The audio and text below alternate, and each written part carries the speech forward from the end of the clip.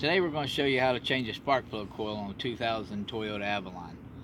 The first thing you do is these are 5mm Allen wrench to take these 3 bolts out right here. I've already loosened them all up, and then some of them have a bolt here. This is missing one. Once you take that off, this cover will come right off of here. Now the way you find the problem is you can go to a parts store. If somebody has a scanner to plug into it, it'll tell you you'll feel the misfire, and it'll tell you what number plug is misfiring on the vehicle.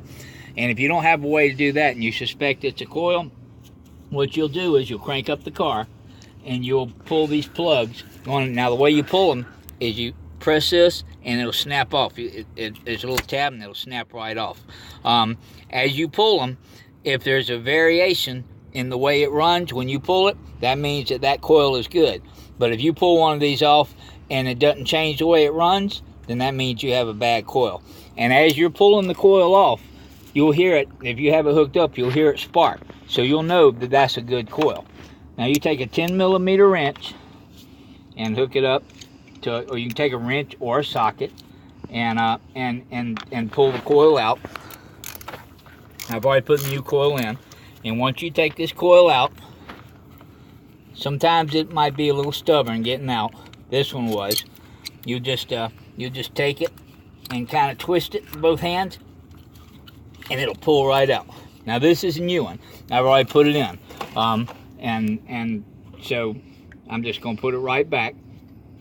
And you do everything just the opposite, of course. And then you take this plug. You can put the bolt in first or plug it first and snap it back on there just like that.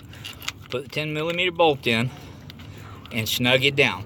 Now you don't have to torque this bolt down. It doesn't have to be real tight. And you can use a socket or a wrench, either one. And you just tighten it enough to where, about like that right there. It's not real tight. And that's it. You have some in the back also.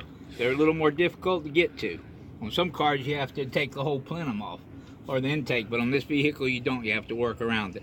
But these are easy, and you can do the same thing in the back to figure out which plug it is that's not firing right. And that's it.